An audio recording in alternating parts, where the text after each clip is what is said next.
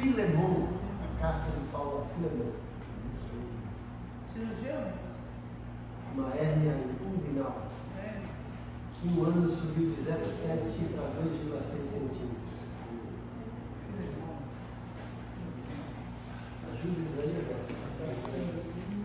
A carta do apóstolo Paulo a Filemon.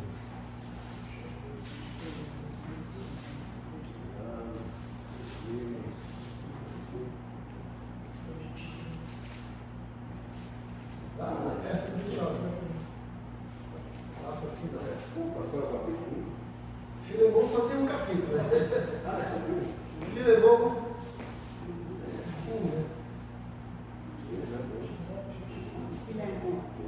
Ele é uma música está craque, né? Vamos trabalhar um pouquinho, mas para a gente entender, né, essa carta que Paulo manda para esse personagem chamado Filemon é a menor carta do apóstolo Paulo, mas né, só tem aqui 25 versículos. A gente nem fala assim, dando um capítulo 1, capítulo 2, só tem um capítulo, 25 versículos. É a menor carta de Paulo, mas apesar de ser a menor, tem lições valiosas, né? E para a gente entender um pouco o que está escrito aqui, a gente precisa entender um pouco o contexto. Os personagens principais dessa carta aqui são três, né? Embora tenha outros que Paulo cita, mas é o próprio Paulo que está escrevendo a carta, né, que é o emissário da carta, o remetente, né?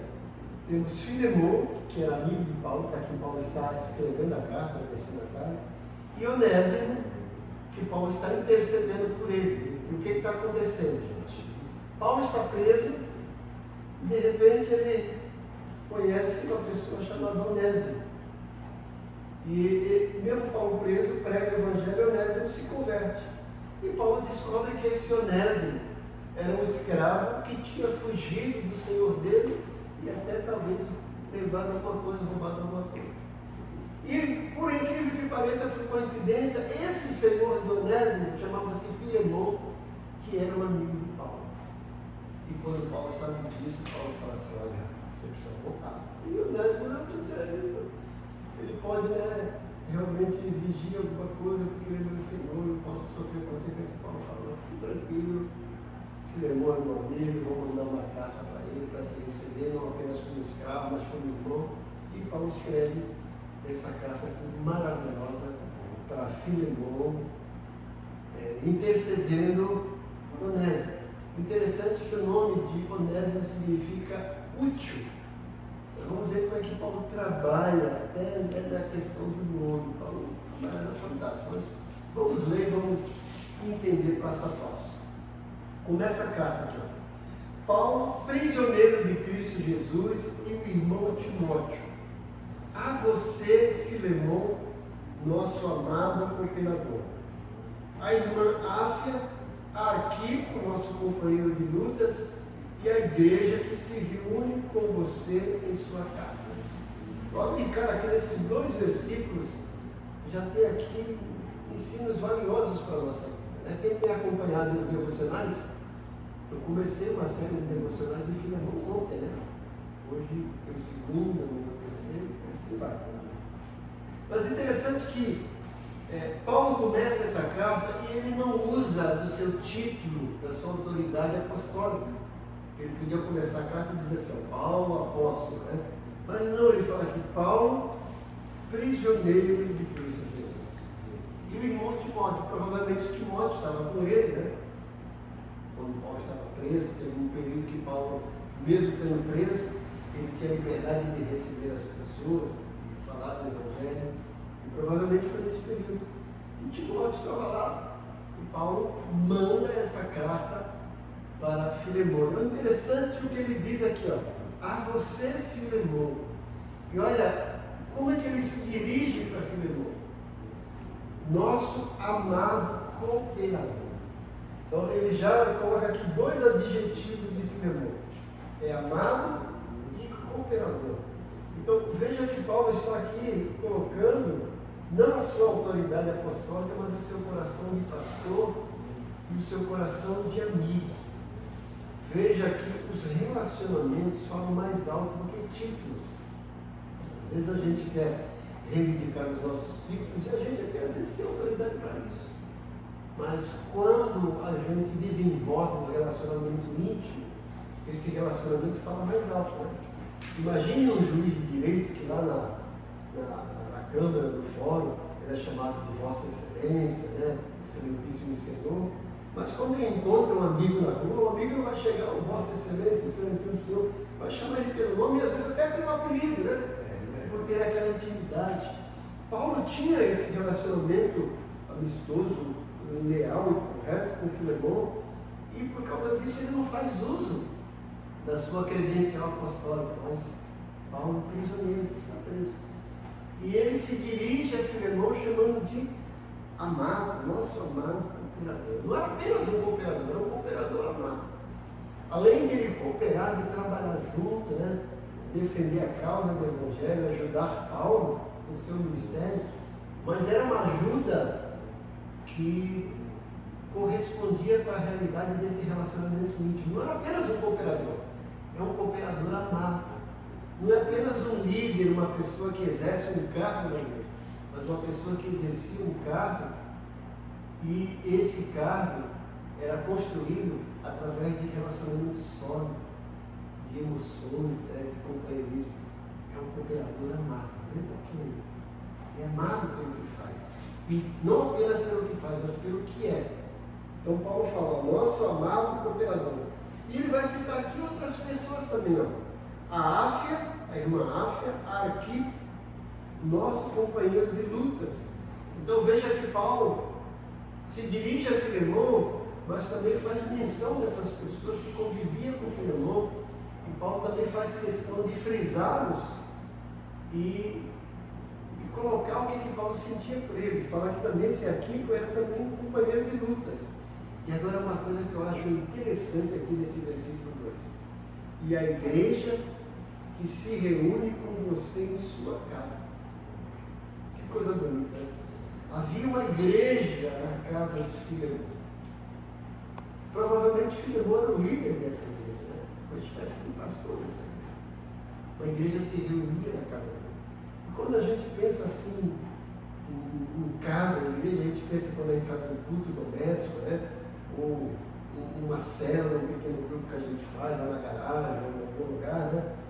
E é interessante a gente ter uma igreja funcionando na nossa casa. Mas muito mais do que isso, é ter a nossa casa funcionando como uma igreja, sendo reflexo da igreja. Porque aquela igreja a gente vem para adorar, aquela questão de comunhão. E será que a gente lá em casa está vivendo essa realidade de ser igreja do nosso lado? Filemon com certeza é isso. Paulo fala, né? Estou escrevendo a você, que eu considero como um cooperador amado. Faço questão de frisar aí a irmã Áfia, aqui, que são nosso cooperador, e a igreja que se reúne com você em sua casa. Que coisa bonita, né? Então Paulo começa essa carta elogiando e mostrando as qualidades. Às vezes a gente se dirige para as pessoas e esquece das qualidades que as pessoas têm. Porque nós somos especialistas em lembrar dos defeitos, das decepções que as pessoas nos fazem, mas também especialistas em esquecer das qualidades. E às vezes, por algo que a pessoa faz que nos decepciona, a gente apaga todo aquele legado bom, toda aquela qualidade que ela tem. E a gente precisa aprender a olhar para as pessoas e lembrar das qualidades. Quando a gente coloca as qualidades em primeiro lugar, o resto fica no secundário. E Paulo começa, olha, você, que é amado cooperador da igreja que se reúne em sua casa. E ele chega no versículo 3. A vocês, é esse grupo que ele está falando, graça e paz da parte de Deus nosso Pai e do Senhor Jesus Cristo. E aí ele chega no versículo 4, olha que outra preciosidade. Sempre dou graças ao meu Deus, lembrando de você nas minhas orações. Olha que coisa bonita. Paulo está dizendo para Filemon, sempre que eu vou orar por você, a minha oração é uma oração de ação de graças. Eu oro lembrando de você, na minha oração, né? As minhas orações, eu lembro de você. E essa lembrança me leva a dar graças a Deus.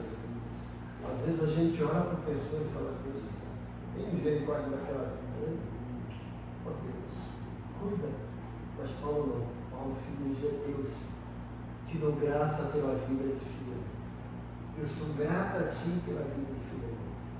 E fica essa pergunta para a gente refletir. Quando alguém ora por nós, qual é o motivo da oração? Nós estamos dando motivo para as pessoas orarem por nós e serem gratos a Deus pela nossa vida? Filemão era essa pessoa que fazia com que Paulo orasse a Deus dando graça. Dou graças a Deus, lembrando de você nas minhas orações. E qual era a lembrança que Paulo tinha de Filemão que levava ele a dar graças a Deus? Ele continua aqui no versículo 5. Porque ouço falar da sua fé no Senhor Jesus e do seu amor para com todos os santos. Que coisa. Paulo está dizendo lá: eu ouço falar de você, Filemão. E o que chega aos meus ouvidos não é fofoca, não é murmuração. O que chega nos meus ouvidos é da sua fé. As pessoas falam bem da sua fé no Senhor Jesus. E as pessoas falam bem do amor que você tem pelos santos. Que coisa bonita, gente. Receber um elogio desse. Fala assim: olha, as pessoas que se dirigem a mim para falar de você, falam bem de você. Falam da sua fé ao Senhor Jesus e do seu amor para com as pessoas. Será que nós somos dignos de receber esses elogios como Filemão recebia? Filemão era digno. E isso dava motivo para Paulo agradecer a Deus. E aí continua no versículo 6. Oro para que a comunhão que procede da sua fé seja eficaz no pleno conhecimento de todo o bem que temos em Cristo. A comunhão que procede da sua fé. Filemão era uma pessoa que desfrutava dessa comunhão. As pessoas tinham comunhão com ele tinha comunhão com as pessoas. E Paulo está orando, né, por essa comunhão que procedia da fé dele. Era uma fé que era demonstrada através de comunhão, que tem aquelas pessoas que dizem que têm fé, mas é intocável, não se relacionam, fica longe, tem aquele olhar de soberbo, de arrogante, que ele é como hospitaleiro, amável, né? E as pessoas se sentiam bem com ele se sentia bem no meio das pessoas. E Paulo está dizendo isso. E ele continua no versículo 7. Olha outra coisa. Seu amor me tem dado grande alegria e consolação, porque você, irmão, tem reanimado o coração dos santos. Olha que preciosidade. Seu amor me tem dado grande alegria e consolação.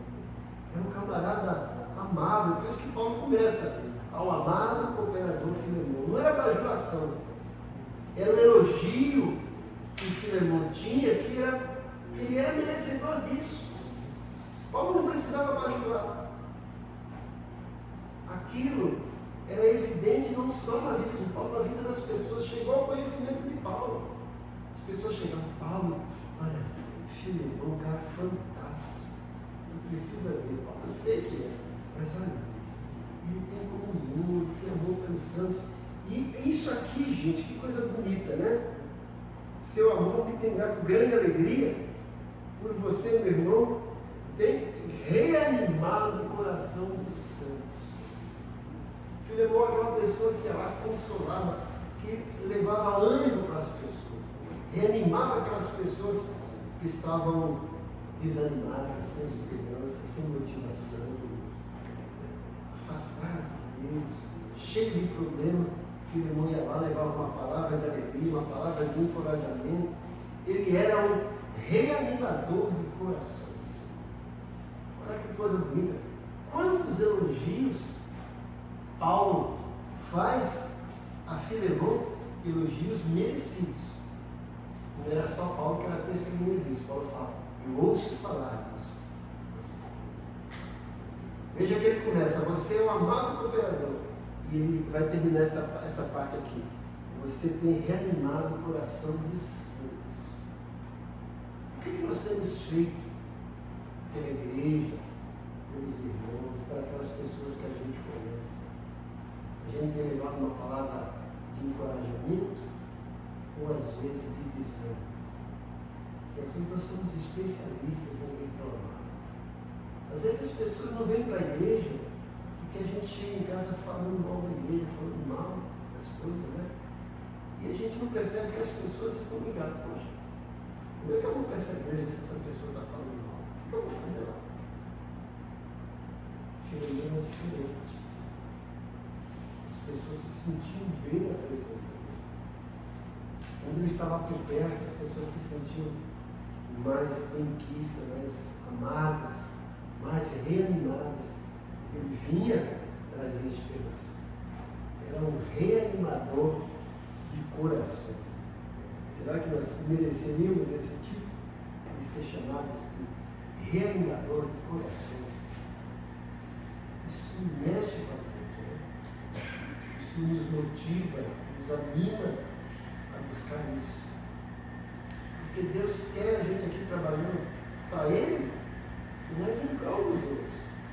Veja, Paulo está falando, você tem demonstrado fé ao Senhor Jesus e amor pelos santos. E tem pessoa que acha, estou servindo a Deus, não quero saber de ninguém. Como é que você vai servir a Deus se não serve os outros? A maneira de servir a Deus é servir os outros. Jesus deixou isso bem claro. E Filemão sabia disso e vivia isso. Ele não só ensinava isso, ele vivia. E as pessoas sabiam disso. E isso chegou aos ouvidos de Paulo.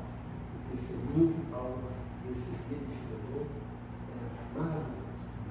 Então Paulo começa essa carta, né, não bajulando, fazendo elogio sincero, porque Filemão merecia.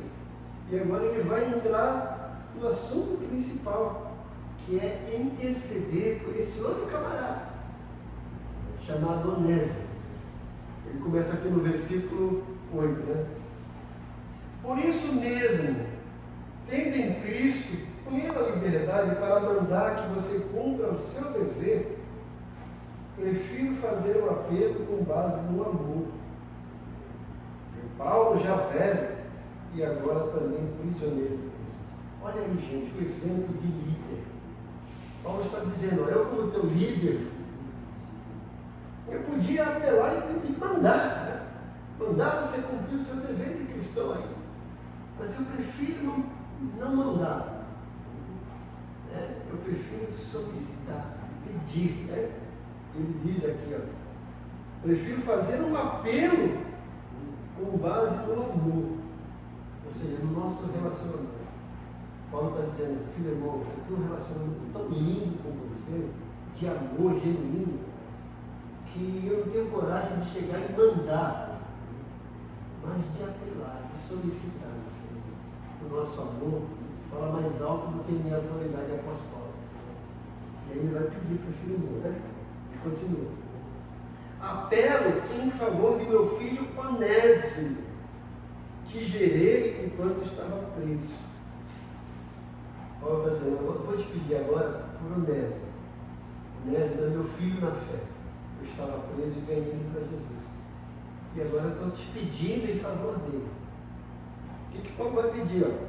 Ele fala assim, ó, ele antes lhe era inútil, mas agora é útil tanto para você como para mim. Paulo faz agora um jogo de palavras, gente, porque o nome Onésimo significa útil. E Paulo está dizendo, olha, esse camarada útil, na realidade ele era inútil para você. Mas agora que ele se converteu, ele já não vai ser mais inútil, vai ser útil tanto para você quanto para mim. Olha aí, gente, que coisa bonita. O cara que o nome era útil, Paulo está dizendo, ele era inútil, porque ele era escravo de Filemão. Paulo está dizendo, ele era teu escravo, mas ele fazia as coisas apenas por obrigação, por escravidão. Tanto é que ele fugiu, ainda te roubou. Então, ou seja, ele era inútil para você. Mas agora, filho meu, eu estou te pedindo, recebe ele, porque ele vai ser útil tanto para você quanto para mim. Ou seja, esse inútil agora é útil. E ele fala: mando de volta a você como se fosse o meu próprio coração. Mas presta atenção no que está acontecendo, gente. Ó. Onésimo, que era escravo, foge do seu dono, Filemão, ainda leva um dinheiro, aí se sente livre. Encontra Paulo que está preso, se converte. Agora Paulo fala assim: rapaz, volta. Aí imagina o que passa no coração de Onésimo. Meu Paulo, agora que eu estou livre, eu vou ter que voltar para ser escravo. Ele vai brigar comigo, ele vai me mandar lá para o Pelourinho, eu vou ter que pagar. E Paulo: calma, eu conheço o Filemão, eu sei do coração dele. Fique tranquilo, eu sei o que estou fazendo, mas tu tem que voltar. Tu tem que ir lá se reconciliar. Você tem que restaurar o que você fez. O Evangelho é isso, gente. O Evangelho não passa panos quentes no nosso meio. O Senhor nos perdoa, o Senhor nos dá uma nova oportunidade, mas nós temos que arcar com as nossas consequências.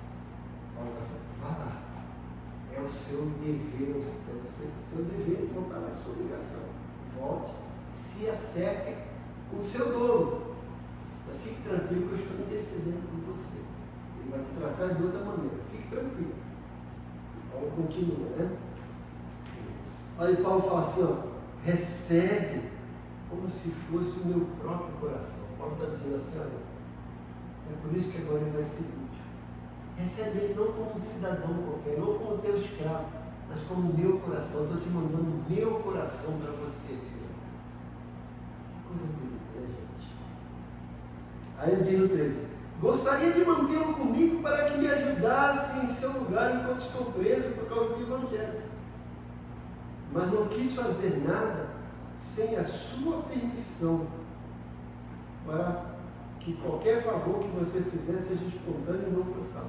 Paulo está dizendo: olha, eu tenho até liberdade de pedir para que ele fique aqui comigo, para ele ser útil, mas eu não quero fazer nada sem a sua permissão. Estou te mandando de volta. Veja que Paulo também respeita essa questão de hierarquia. Paulo está acima de Filemão, mas sabe que Onésimo está abaixo dele e que é Senhor. E que o correto é ir pedir autorização. Vai. Mas recebe como meu coração, Paulo está dizendo. Ele continua: talvez ele tenha sido separado de você por algum tempo, para que você o tivesse de volta para sempre. Paulo está falando assim: Filemão, abre os seus olhos. Ele saiu, talvez você não entendeu, queria perder. Mas o que eu estou dizendo, você ia perder por um pouco, agora vai voltar para ser seu para sempre. Não mais como escravo, mas como irmão de Cristo. Ou seja, às vezes a gente não percebe o agir de Deus. Às vezes a gente pensa que perdeu alguma coisa e não está perdendo. Deus está nos livrando e preparando algo melhor, algo maior. Então está abrindo os olhos de Filemão para entender isso. Às vezes a gente precisa ter esses olhos abertos para o agir de Deus. Nada de Deus acontece por acaso. Deus tem propósito em tudo. Ele continua, né? Para você ter ele como para sempre. Não mais como escravo, mas acima de escravo, como irmão. Para mim é um irmão muito amado, e ainda mais para você, tanto como pessoa, quanto como cristão. Paulo está dizendo: eu sei que você poderia receber como escravo, você tem todo o direito, mas recebe como irmão, como cristão. E ele vai te servir agora com amor, não por obrigação. E aí ele continua, né? Assim, se você me considera companheiro na fé, recebe como se estivesse recebendo a mim. Paulo está dizendo primeiro: ó, recebe como se fosse meu coração, agora recebe como se estivesse recebendo a mim. Se ele o prejudicou em algo ou lhe deve alguma coisa, ponha na minha conta. Ou seja, se ele está te devendo, você quer comprar, você tem direito, cobra de mim, pode deixar que eu vou te pagar. Que coisa boa. Eu, Paulo, escrevo do próprio punho. Veja, a maioria das cartas de Paulo não escrevia de tal. Paulo está dizendo: esse aqui é do meu próprio punho, você conhece ali a letra, né? Paulo, escrevo do próprio punho, e eu pagarei, para não dizer que você me deve a própria vida. Sim, irmão, eu gostaria de receber de você algum benefício por estar no Senhor.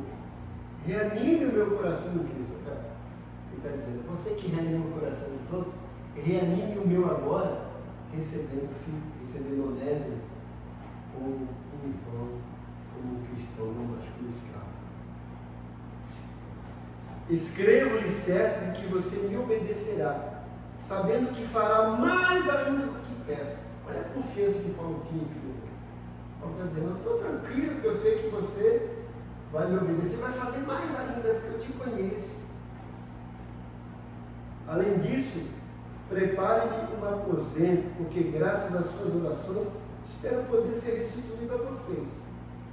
Epáfras, meu companheiro de prisão, por causa de Cristo, envia-lhe saudações, assim como também Marcos, Aristarco, Demas e Lucas, meus cooperadores. A graça do Senhor Jesus Cristo seja com o Espírito de todos vocês. Gente, uma carta pequenininha que a gente lê assim, em questão de menos de um minuto, né? 25 versículos, mas com lições profundas, da gente valorizar as pessoas apesar do erro. Paulo podia ver aquele camarada, você fugiu do meu amigo Filemão, tu não vale nada, tu não vale nem a comida que tu come.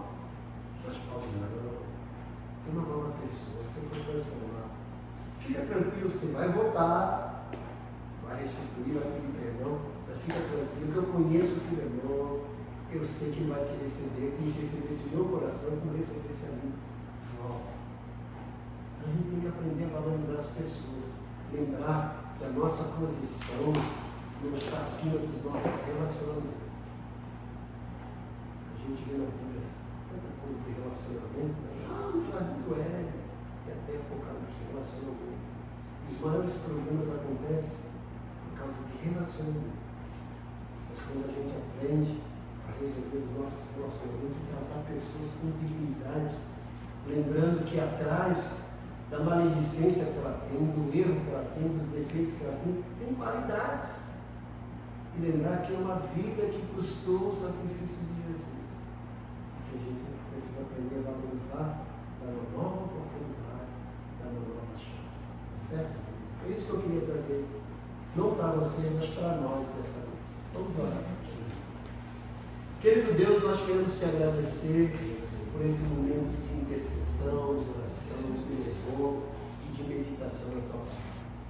Nos ajuda em um caminho de meditação, trouxe essa palavra para as mentes e corações dos teus servos, mas que o teu Santo Espírito trabalhe mais ainda nas mentes e nos corações deles e no meu também, para que a gente coloque isso em prática na nossa igreja, nos nossos relacionamentos, no nosso lar, no nosso trabalho, nos nossos amigos e vizinhos, onde quer que estejamos. Que sejamos como Paulo, que aprende a valorizar as pessoas, que sejamos como Filemão, um reanimador de corações, né? Uma pessoa cooperadora amável, que a gente também aprenda como Onésimo para aceitar os nossos erros e buscar uma nova oportunidade. A gente te agradece por isso. Agora pedimos também que os teus anjos nos levem para os nossos lares, que o teu Santo Espírito nos dê uma noite maravilhosa, um sono reparador e um orgulho maravilhoso na tua presença. Nós oramos agradecidos em nome de Jesus. Amém. Que a graça do Senhor Jesus, que o amor de Deus Pai e a comunhão do Espírito Santo esteja com todos.